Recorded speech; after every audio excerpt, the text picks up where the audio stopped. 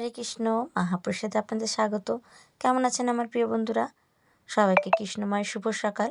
আশা করি ঈশ্বরের কৃপায় আপনারা সবাই ভালো আছেন। আজকে সকালে ঘুম থেকে উঠে গাছ থেকে কিছু সাদা পাহাড়ি রজনীগন্ধা পেয়েছি। আবার কেউ কেউ এই ফুলগুলোকে রাসফুলও বলে থাকে। আমাদের বাড়িতে গত বছর একটা গাছ লাগিয়েছিলাম, এবছর অনেক বড় হয়ে গেছে এবং প্রচুর ফুল দিচ্ছে। ভগবানকে সিঙ্গার করে নিয়েছি। আজকের মহাপ্রসাদের মেনুতে আছে খুবই হেলদি আর টেস্টি একটা রেসিপি। এই রেসিপিটা বানানোর জন্য আমার লাগবে মটর ডাল। মটর ডাল আমি সারা রাত ভিজিয়ে রেখেছিলাম। এখন মিক্সিতে এটা বেটে নেব একটা কাঁচা লঙ্কা দিয়ে। মটর ডাল বাটা হয়ে গেছে। এখন একটা মশলা বানিয়ে নেব, জিরে আর 2টো শুকনো লঙ্কা। এটা শিলপাটায় একটু বেটে নেব।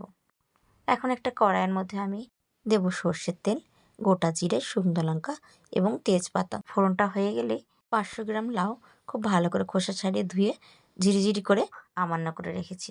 এই লাউটা আমি দিয়ে দেব।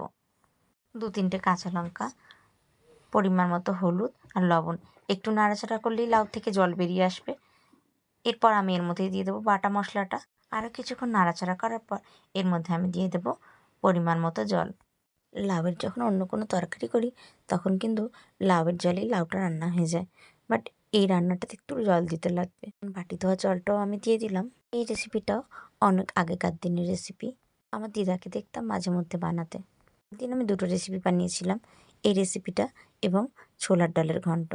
একটা ভিডিও আপলোড করলে অনেক বড় হয়ে যেত এবং আপনাদের বুঝতেও অসুবিধা হতো। লাউয়ের মধ্যে আমি পরিমাণ মতো জল দিয়ে দিলাম। তরকারি ফুটে উঠেছে। এখন বেটে রাখা মটর ডাল বড়ির আকারে এই সবজির মধ্যে আমি এখন দিয়ে দেব। খুব সাবধানে এই কাজটা করতে হবে। একটু অসাবধান হলেই কিন্তু ডালটা ঘেঁটে যাবে এবং সবজিটা নষ্ট হয়ে যেতে পারে। দেখুন বড়াগুলো হয়ে গেছে। 2 থেকে 3 মিনিট মাত্র সময় লেগেছে।